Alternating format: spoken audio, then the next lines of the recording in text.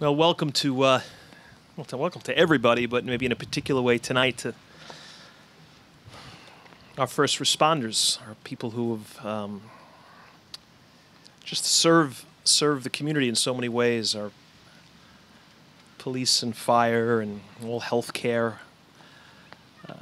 all people that just put others first in so many ways.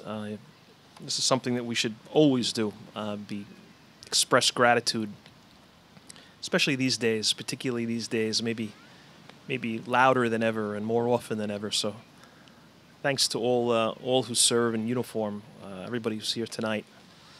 Yeah.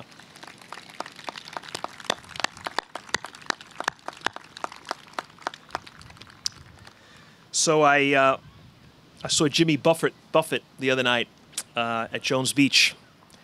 It's a great night. I had never seen him in concert. If you'd ever been to or never been to a Buffett concert, I mean, I remember hearing about them, and now I witnessed it. It's an experience. The whole tailgating thing is really wild. People showing up hours before the concert. Parrot heads who are just they love it. A lot of them don't even go into the concert. They're just there for the whole experience of it. So which is very exciting. There's a lot of energy as you're getting closer to the show. So many great songs. He's 74, Jimmy Buffett, which is, you'd never know it because he's great. He's just like so much energy, running all over the stage. The last song he sang before the encores was Margaritaville, which not a big surprise. I mean, we all kind of knew it was coming, or was hoping it was coming. But it was really amazing. Like 15,000 people singing like every line of the song, like in complete unison. It was like a choir. It was just really, really kind of powerful. It's interesting how certain songs just kind of come to define a performer. They may have had lots of hits, but there's one song that just becomes theirs. A couple of years ago, I saw Billy Joel at the Garden, Piano Man. That was 20,000 people. Same thing, same kind of amazing experience. I was reading a couple of days ago that Tony Bennett is retiring from performing. He's 95, and he's no longer going to perform in concert. He's going to continue to record. He has, I guess, the beginning of Alzheimer's. But how could you go to see Tony Bennett and not hear I Left My Heart in San Francisco? How do you go see Springsteen and not hear Born to Run? You know, you could debate, I think, whether those songs are actually objectively their greatest songs. But for whatever the reason, it's the song that we love. It's the song that people just most connect with. And you just see it in those moments. I remember reading this article at about kind of just this. It was about what they were calling signature songs. When an artist is just kind of what I'm talking about, just associated with a particular song, like they have to play it. The article was saying the performers are kind of conflicted about it. Hey, they recognize very much that the song made them famous and it made them rich and probably got them a certain kind of lifestyle, so they know that. But a lot of times they get tired of singing it because it's just so expected. They feel like they've been kind of pigeonholed by it. How do you go see Don McLean and not hear American Pie? Like, you have to, right? Well, anyway, this article, they said eventually what often happens with these performers is they get away from the song, and they stop playing it, but eventually they kind of return to it, and they kind of make peace with it. because they just realize, like, the people just want to hear it. And they kind of accepted the fact that I can't really separate myself from this song. It's just too important to the people. I was thinking about this. How about Jesus? You think he has a signature song? Like if it was like Jesus live in concert. Like what's the last song before the encore? You know, it wouldn't be a song in his case. It's what's the message? What's his signature message? Maybe the Beatitudes? You know, were they his finest moment? Or maybe it's one of the Beatitudes, or maybe it's the Our Father. Maybe it's one of the parables. I mean, think about like the prodigal son. I mean, that's timeless. We never get tired of hearing that story. The lost sheep. You know, the image of Jesus washing the feet of the apostles. Could that be his signature song? I mean, you really could debate it, right? In fact, you should debate it. It would be a really good conversation. But tonight, we've got Mary's signature song. And I don't think there's any debating it. This is it. What we just heard, this Magnificat, that's her signature song. It's actually the most spoken words by a woman in the New Testament, in the Gospels, in the New Testament. There's no other passage where a woman says as much as what she says here. In fact, it's the most that's said by anybody, any woman in Scripture, in the New Testament. So this is her song. This is her signature song. So let's look at it for a minute or two. I think it's almost like in a couple of parts. The first few lines, she talks about just how she feels about God, her love of God. My soul proclaims his greatness, she says. My spirit rejoices in him. Holy is his name. Holy is his name. Like, God is good. But then it kind of shifts a bit. And it gets, I don't know, more serious. You get this description of God. We have Mary telling us what God is like. See, this is worth hearing. This is worth really listening to. This isn't some theologian's take. It's not some artist's interpretation. It's the Blessed Mother. And she's saying, hey, this is how God is.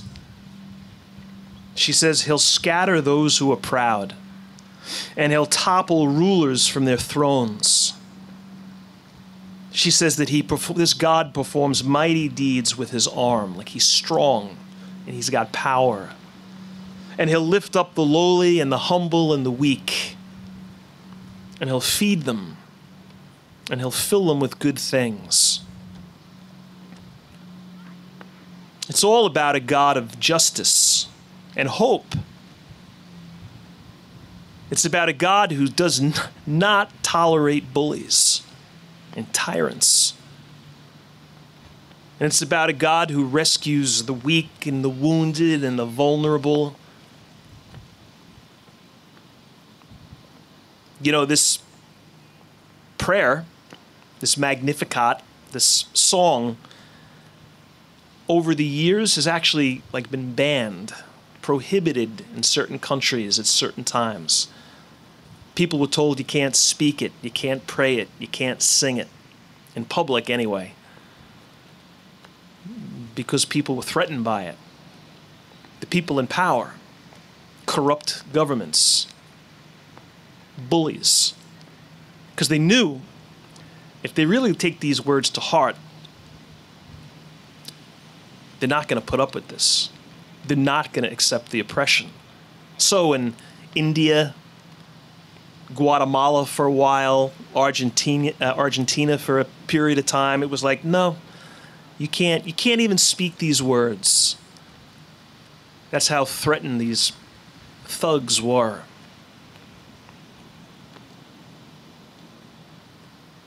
Remember Oscar Romero? He was the Archbishop of El Salvador. In 1980, he was murdered. He was saying Mass, and these gunmen bust into the church, and they shot him on the altar because he was speaking out against the bullies.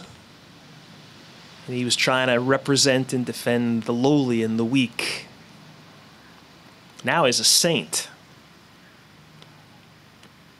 They say he used to reference this prayer all the time.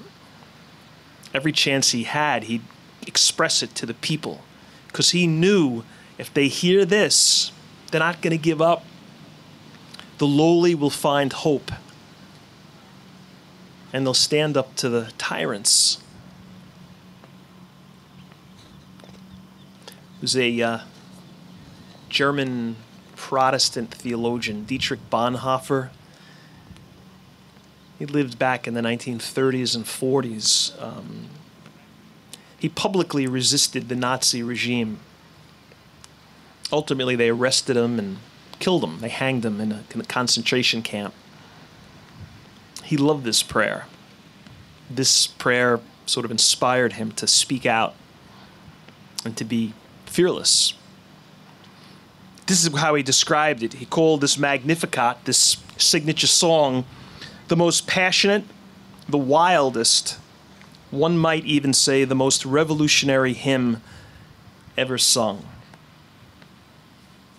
So, this is a song that we need to know. Like, we've got to know this song. We've got to know the words. We've got to know what it means. Because if we don't, we run the risk of getting it wrong on God. Because sometimes we create our own image of a God. Or maybe we've been taught by somebody an unhealthy version of who God is and the way God is. Well, kind of go to the source. Go to the mother of the source. So this song, you got to know it. Jimmy Buffett, Tony Bennett, Bruce, Billy Joel. I mean, you don't have to know their songs. Actually, Bruce, you have to know. You have to know Bruce songs no matter what. You don't have to know their songs, but we all do because we love them. But Mary's song, you know, when I was back in January when I had COVID, I had a couple of friends of mine who sent me these documentaries to watch just to kind of pass the time during lockdown. And one of them in particular I watched. It was about this movie director, kind of about describes his career and his life, his career more than anything. His name is John Avaldson. Not super well known. Certainly not Spielberg or Scorsese. Everybody knows them. I guess if you're a movie person, you'd know John Avildsen, but if you're not, particularly, I don't think you really would. Not nearly as famous or as successful as the others. But that's kind of the point of this documentary. He worked for about 30 years, and he made about 25 movies. But most of them really weren't that good. They were like kind of, at best, average. Some weren't even average. And this documentary kind of says it. But he made 2 movies that were the exception. He directed Rocky in the 1970s, and he directed The Karate Kid in the 1980s. Well, everybody's seen Rocky, and probably most everybody's seen The Karate Kid. The name of this documentary was The King of the Underdogs. This kind of average filmmaker struck gold twice, and both his stories were like the ultimate underdog story. I mean, think about it. Take both of those movies, it's kind of the same storyline. Different characters, different sport, different location, but it's completely like you're going to fight the number one person. You're going to go up against the biggest and the baddest and the strongest. And they do. And they win. Rocky and Apollo Creed. I forget the Karate Kid's name, but the Karate Kid and Cobra Kai. What was that? Danielson. That's right, Danielson. But those stories are... I remember my mother telling me that 1976, my mother and my father, they went to see Rocky in Elmont at the Argo. It was one of those big old theaters they don't really have anymore. And she said she'll never forget it. She watched the movie, and at the end of the movie, everybody stood up and applauded. Like the movie got a standing ovation. She said she'd never seen that before. It wasn't like a live person was there. It wasn't a concert. But that's what that movie did for so many people. Like it made us stand up and cheer. Because those who are proud will be scattered. And because the rulers will be knocked off of their thrones. And we need that to be true. When we feel lowly, when we feel like Rocky, and we're going up against something that's just objectively bigger and stronger than us. And I'm not talking about boxing. I'm talking about just all aspects of life. When you feel kind of lowly. And I'm thinking of, again, the people that we remember tonight. People who respond to emergencies. People who step into people's lives when they're scared to death. And they lift up, you people, you lift up the lowly. You play out this signature song. So the question, or a question I'll leave with you tonight is this. How good are you at recognizing the underdogs? How good are you at recognizing the lowly? And then how good are you at lifting them up? And anybody who's been to school, I don't care if it was you going into second grade or if it was 65 years ago that you were in second grade. I think everybody who's gone to school is like, yeah, I knew a kid who was kind of lowly. I knew a kid who was laughed at, made fun of, excluded. Did we do anything for that kid? Well, fast forward, go to the back end of a person's life. Somebody who's in their last chapter of life and they spend too much time alone with not enough people to talk to. And they don't get the visits that they've earned because we've become too busy. They're lowly. They're the underdog. Oh, hey, maybe it's somewhere between the kid and the old person. Maybe it's a middle-aged parent or a single parent who is just objectively overwhelmed. And something we could say or something we could do could go a long way. Like thanking a police officer for working a sort of thankless job.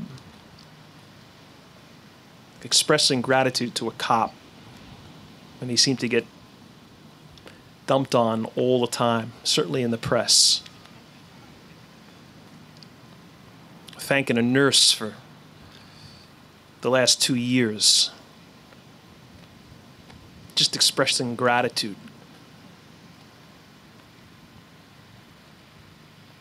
So we need to know this song. We need to know Mary's signature song. We need to know it so we can live it.